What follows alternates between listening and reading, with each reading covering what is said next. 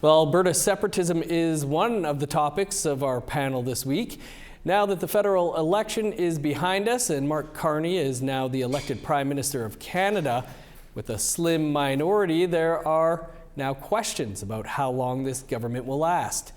Meanwhile, Jagmeet Singh resigned as leader of the NDP on election night after his party was decimated and he lost his seat. The Conservatives increased their numbers, but Pierre Poilievre also lost his seat.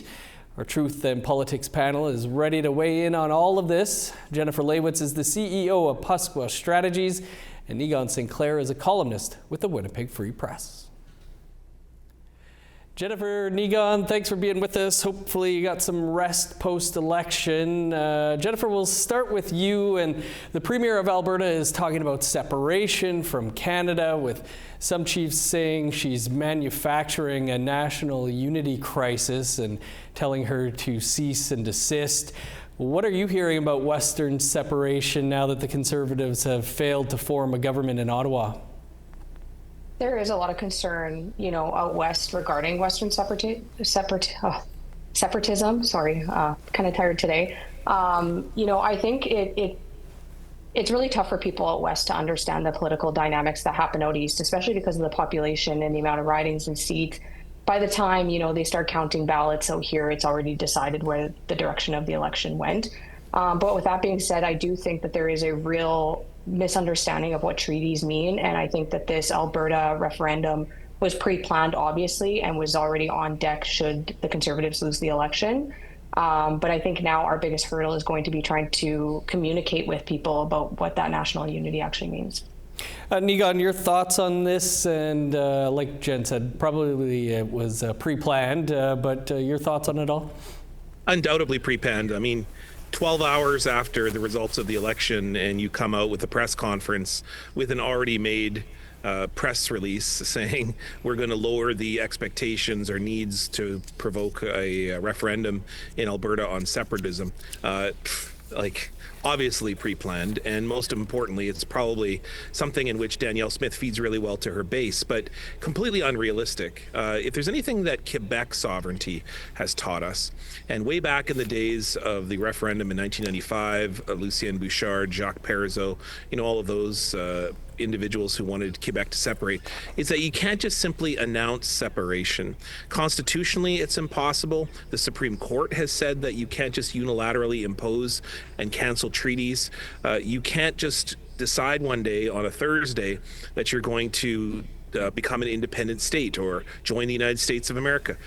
Because the fact is that if you are to withdraw from Confederation, that means that the treaties become null and void because the Crown is no longer in the equation. And then you have to renegotiate the treaties because the land reverts back to First Nations. So in many ways, I'm hoping for separatism because I think this would certainly articulate and show that First Nations are really the bastions of power within Alberta. And it might be time for Alberta to step up and treat Indigenous nations fairly, both First Nations and Métis. We haven't even talked about Métis nations, many of whom have a huge oil stake in that community.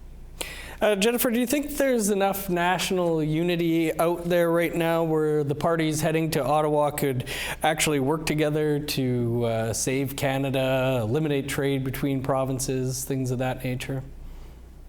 I think it's really going to depend on the political strategy that these political parties take. I think the Liberals are really, really going to try to drive home national unity, especially in terms of what that looks like for President Donald Trump. Right now, with a minority government, the U.S. is going to see us as weaker, and that there's going to be a lot more ease for political infiltration from parties like the NDP and the Bloc Québécois. But the issue is that it's the Conservative Party of Canada has basically been campaigning on the fact that the Liberals aren't capable of actually bringing together that unity. So it's going to depend, they're being led right now by a leader that doesn't even have a seat in the House of Commons. So, if Andrew Scheer or somebody else takes that seat, what does that actually look like? And are they going to double down from what maybe cost them the election? Or are they going to try new strides and actually see that they can provide unity to Canadians? Neegon, you've been going off on this all week, but do you think Mark Carney has what it takes to keep a minority government afloat, especially with the New Democrats not around to really help that? I guess I'll answer this in two ways. The first is Mark Carney have it to keep the Liberal Party together. Absolutely, he has all the credibility. He brought the Liberals back from the brink. He is in many ways seen as the savior of the modern day Liberal Party. Everyone's on board. In fact, I know as we're talking right now, people are texting, calling, really wanting to be in his cabinet. And he'll have some struggles. He said he's going to bring in gender parity, just like Justin Trudeau, and he also has many strong First Nations and Métis voices, Inuit voices, who he can bring into the cabinet. That's the first question: is can Mark Carney do it? He can certainly do it with the Liberals. Whether he can do it with Canadians will be yet to be seen. But I think an indication is that the NDP, if you add into the Liberals, make 175, 76 seats. That is well above the 172 seat threshold. The NDP is leaderless. They have no money, and they have no way of developing any sort of ground game if they brought down the government. The NDP needs the Liberals more than ever, not in a supply and confidence agreement, but in a way in which they need to forward their agenda. They saw that being part of the Liberal Party, or being an element or a conversation within the government, has served them well in the past, and I think that's where they'll go. I think the NDP needs very desperately to be part of a relevant movement, especially being without party status. Jennifer, Pierre Poilievre, now seatless and houseless. Does he have the support, do you think, to stick around as leader? The houseless thing always gets me, because apparently, yeah, he can be evicted from Stornoway, and that has to be the worst outcome ever, is losing your seat and then like the government being like, also, can you leave the house too? I think the party, just from what I'm seeing online, there is a lot of support for him to stay on, but traditionally Conservatives don't really deal with loss well. I think Aaron O'Toole had lost, and while he was giving his concession speech, they were already drawing up a petition. So it's really hard to say what that actually looks like. And there is a little bit of restlessness happening out west. Some of these MPs have been elected a very long time. Some of them are sent to Parliament with 70% of the vote. And so there's going to be questions around them and what they're doing in Ottawa. So I think it's going to be tricky for the Conservatives to manage what happens from here. But in terms of a leader, Pierre had the ties to Western Canada while still living in Ottawa and having that understanding of that political bubble. But I can't say for sure what's going to happen for him from here. Niigaan, among those that are heading to the House of Commons include 12 Indigenous MPs. We believe that might tie the record. What are your thoughts there? Yeah, there's been a whole bunch of chatter of this on social media of, is this the record or not? Because, in 2021, there was a few more individuals that perhaps were self-identifying as Indigenous, and so they were maybe a bit more. But the controversy exposing some of individuals who claim that's really, I think, I would say this time around, for the most part, and there's certainly questions about two candidates that I'm thinking in particular amongst those 12, this is a legitimate 12, and for the most part. And so I think this would be a record, and we did see two interesting trends. One is one of the lowest sets of candidates in history, 45 versus 79 just a few years ago, but yet we still had an outcome of 12 seats. That's interesting. It also shows you that there's some real diversity, and there's diversity within the government this time around, particularly amongst the Conservatives. You saw a very strong First Nations voice with Ellis Ross. He's been on this show. He's been on many different aspects of APTN.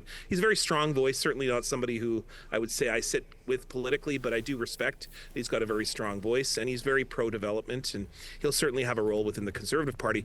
One thing that isn't very strong in this government is a lot of female candidates. We're down almost 20% of female MPs in this government this time around. And so that says to you that we are building diversity in one way. Sorry, the geese are just above me here. And then we are less diverse in other ways. And I think that there's some development that can be done.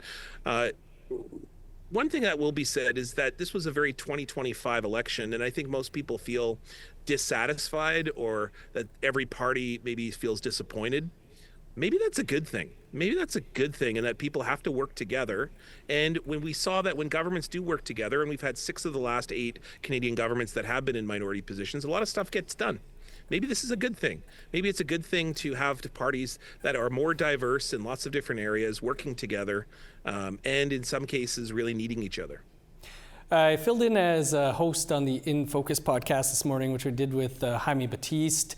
He was talking about the need for this time around for there to be an Indigenous cabinet minister. Of course, we thought there was last time. Turns out wasn't really the case there. But Jen, your thoughts on this many Indigenous MPs heading to Ottawa and the impact they might have on this incoming government? I think it's going to be interesting because the slate of Indigenous candidates are very, very diverse. You know, you have Buckley Boulanger from northern Saskatchewan that has probably one of the most geographically vast ridings in the country to represent. And then you have former Chief Billy Morin from Enoch Cree Nation, one of the youngest chiefs elected. And, you know, Ellis Ross, who has an understanding of the economic prosperity piece from out west. I think there's a lot of really uniqueness that's going to be seen in the House of Commons. And I think people are going to see why we're not a monolith and all of the different takes on different issues. But I just hope that we see more representation in cabinet, and this time from somebody that's actually potentially Indigenous and not, you know, just discovering and running with it. Jen, I want to ask you, do you think Buckley Boulanger, okay, I mean, think of all the boxes that are checked here. Not only is he a former MLA cabinet minister in Saskatchewan, but he's also representing Liberals in Saskatchewan. You just can't, he's the first Liberal in Saskatchewan who doesn't have the name Goodale.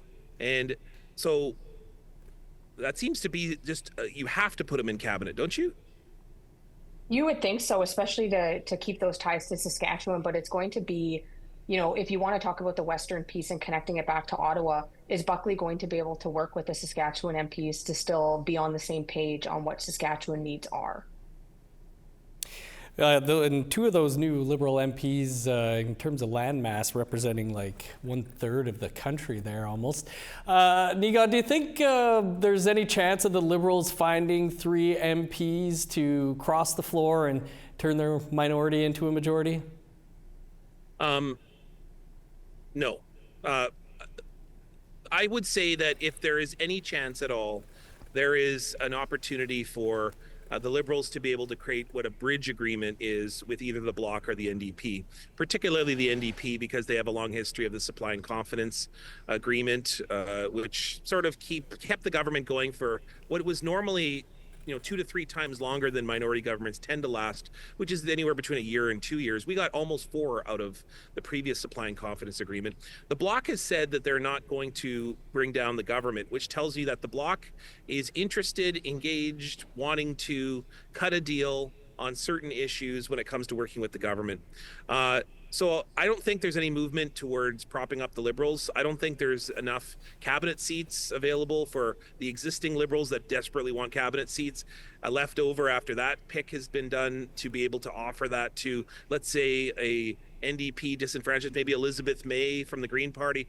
There isn't enough seats at the table, I think, to be able to bring 3. If it was 1, perhaps. But if it's 3, I don't think so. I think what's more likely is that there's going to be a supply and confidence, some kind of deal that's going to be cut over certain issues. And if not, if it's on a case-by-case basis, you'll see one party working more often with the government than others.